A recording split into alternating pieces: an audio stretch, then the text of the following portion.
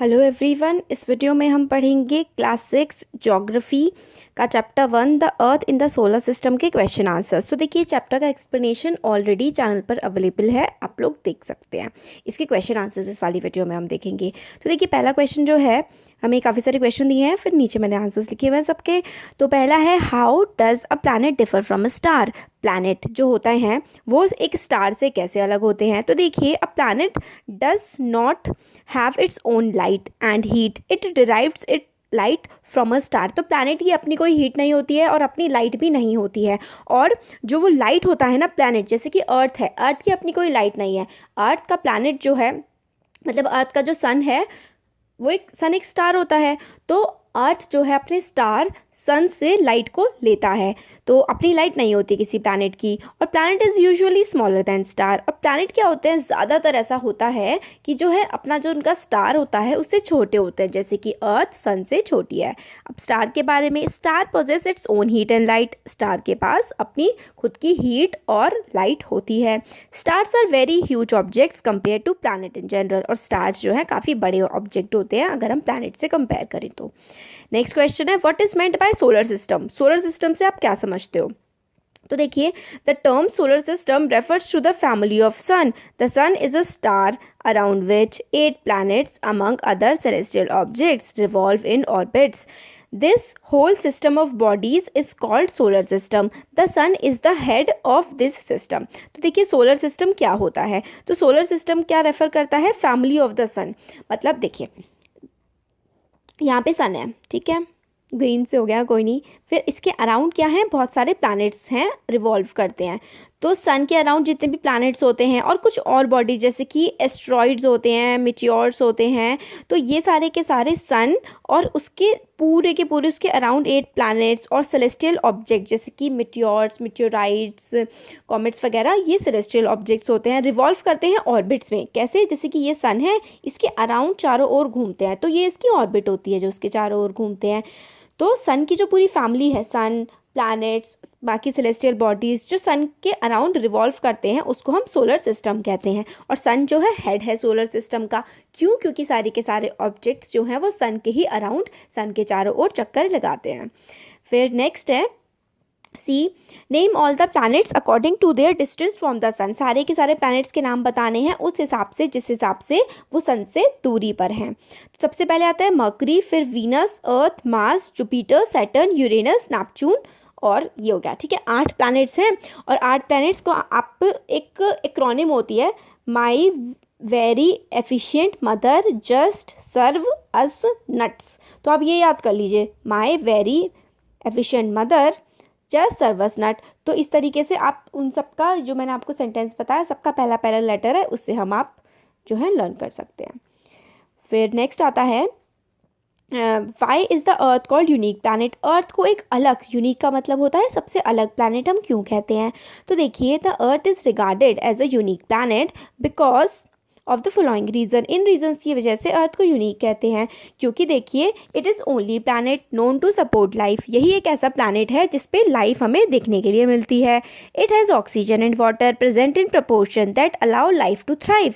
मतलब यहाँ पर हमारे जो है अर्थ पर ऑक्सीजन है, हमारी अर्थ पर वाटर है, और लाइफ जो है यहाँ पर सर्वाइव कर सकती है। इस अमाउंट में है ऑक्सीजन और वाटर की लाइफ जो है थ्राइव कर सकती है। थ्राइव करने का मतलब है यहाँ पर जो है लोग जिंदा रह सकते हैं।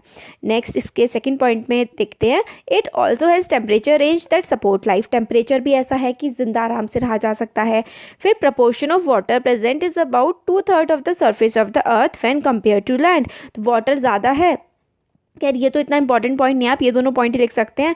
वाटर तो मतलब है मगर वो यूज़फुल इतना नहीं है, जो ओशन का वाटर है हमारे लिए ज़्यादा यूज़ का नहीं है, तो 2 पॉइंट्स लिख सकते हैं वैसे। और आप बड़ा लिखना है तो थर्ड भी आप ऐड कर सकते हैं। तो इसका मतलब ये है कि 2/3 2/3 ऑफ द अर्थ जो है वो पानी से घिरी हुई है, उससे हम लोग ट्रांसपोर्टेशन कर लेते हैं और भी बहुत सारे काम हमारे हो जाते हैं। ई वाला है, देखिए क्वेश्चन क्या है, why do we see only one side of the moon always. हम हमेशा एक ही साइड मून की क्यों देखते हैं, ऐसा क्यों होता है कि मून की एक ही साइड दिखती है। तो देखिए 1 revolution of the moon around the earth takes about 27 days. तो मून के अराउंड मून को अर्थ के चक्कर लगाने में 27 दिन 27 डेज लगते हैं।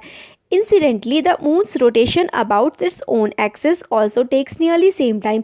देखिए मून जो है अपनी एक्सिस पे भी 27 डेज में मूव करता है और अर्थ के अराउंड भी वो 27 डेज में ही मूव करता है।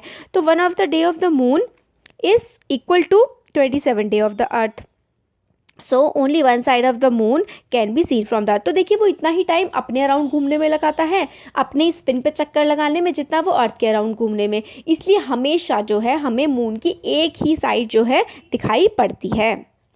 फिर नेक्स्ट वाला आ जाता है हमारा एफ वाला, व्हाट इज यूनिवर्स। यूनिवर्स क्या है? तो देखिए universe is the largest unit in which we live.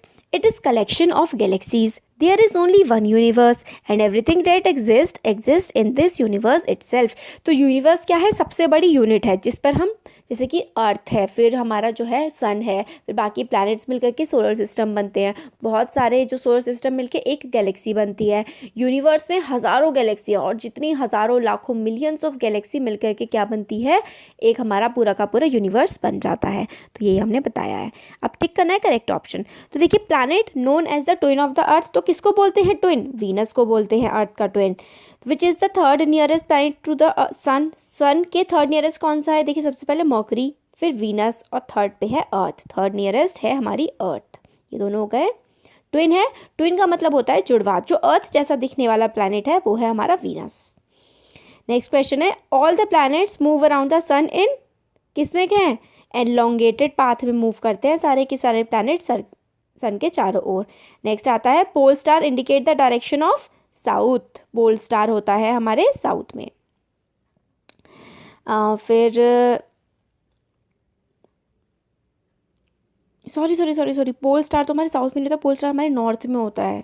Pole star होता है हमारे नॉर्थ में, पोल्स नॉर्थ में होते हैं। Asteroids are found between the orbits of, किसके ऑर्बिट में होते हैं? मार्स और जुपिटर की ऑर्बिट में जो है हमें एस्ट्रॉइड देखने के लिए मिलते हैं। Asteroids are found between orbits of Mars and Jupiter. फिर फिल इन द ब्लैंक्स है a group of dash forming various pattern is called a dash. A group of stars, बहुत सारे स्टार्स के ग्रुप को, a group of stars forming various patterns is called constellation. बहुत सारे जो stars का group होता है वो मिलकर के क्या बनाता है? कॉन्स्टिलेशन बनाता है। फिर नेक्स्ट है ह्यूज सिस्टम ऑफ स्टार। बहुत सारा ह्यूज सिस्टम जो होता है स्टार्स का उसको हम क्या कहते हैं? जहाँ पर बहुत सारे स्टार्स होते हैं उसको हम कहते हैं, इसका आंसर हो जाएगा गैलेक्सी। गैलेक्सी कहते हैं जहाँ पर बहुत सारे स्टार होते हैं। फिर dash is the closest celestial body to the earth. तो सेलेस्टियल बॉडी मतलब जो प्लैनेट्स, मून वगैरह होते हैं ना, मून मतलब हमारे मून का नाम हमने मून रखा है, तो बहुत सारे जो हैं सारे प्लैनेट्स के अपने अपने मून होते हैं। तो हमारे अर्थ के सबसे पास कौन सी सेलेस्टियल बॉडी है? जो अंतरिक्ष में रहती है ना, यूनिवर्स में जितनी भी चीज़ें होती हैं, प्लैनेट्स, स्टार्स और बहुत सारी जो चीज़ें होती हैं जैसे कि एस्ट्रॉइड्स वगैरह, इनको हम सेलेस्टियल बॉडी कहते हैं।